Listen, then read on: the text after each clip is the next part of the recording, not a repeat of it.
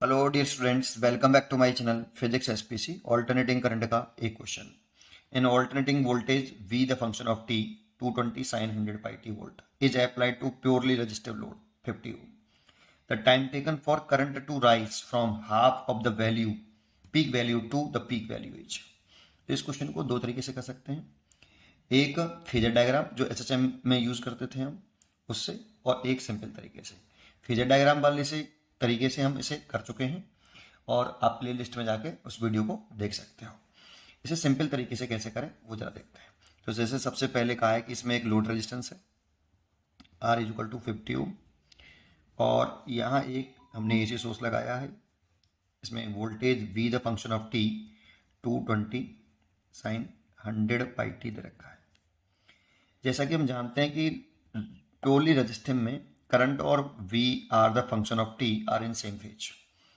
इसीलिए यहाँ पे अगर मैं V आई नॉट निकालूं तो V नॉट बाई आर, जो पीक वैल्यू है इसकी 220 वोल्ट है और रजिस्टेंस रखा है 50, तो ये आपका 22/5 एम्पियर।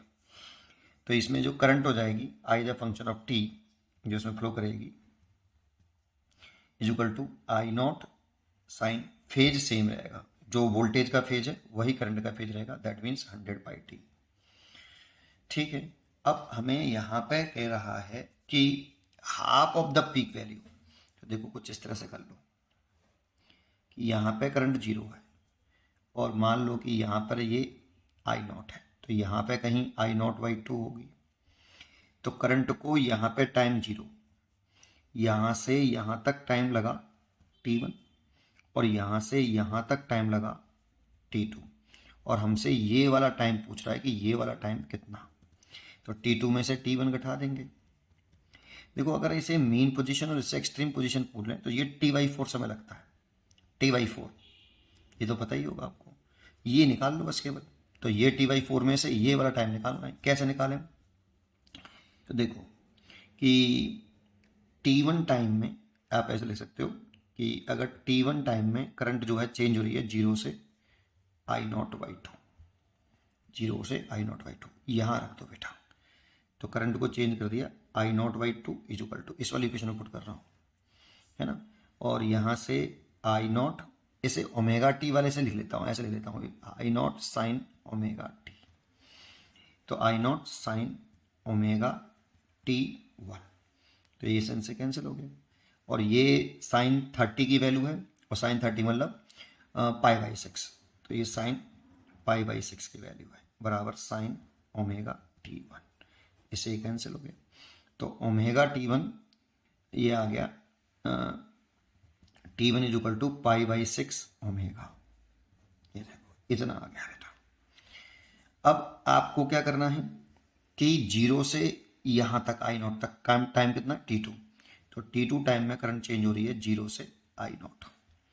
तो फिर ये वाला वैल्यू इक्वेशन में यूज कर लूँ, यहाँ पर इस आई की वैल्यू आई नॉट पुट कर दो, और आई नॉट साइन ओमेगा t2, इससे कैंसिल हो गया, 1 हो गया यहाँ पे। और 90 डिग्री में साइन 90 डिग्री की वैल्यू होती है 1, that means sine π/2 is equal to sine omega t2, इससे ही कैंसिल हो गया। तो t2 आ गया यहाँ पे π/2 ओमेगा।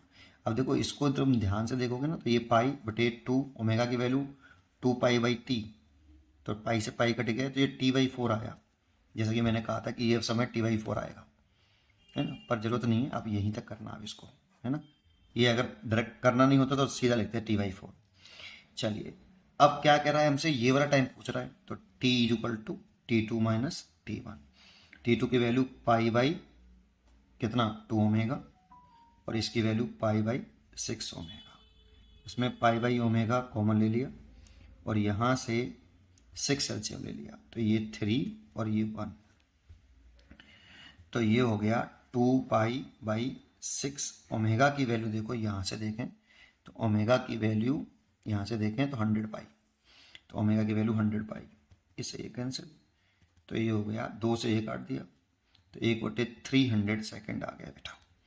और 300 सेकेंड तो 0.33 इंटू 10 की पावर -2, इसको ऊपर ले गए और 3 का डिवाइड किया ये, तो 3.3 10 की पावर -3 सेकेंड, तो इसको ले सकते हैं मिली सेकेंड, 3.3 मिली सेकेंड।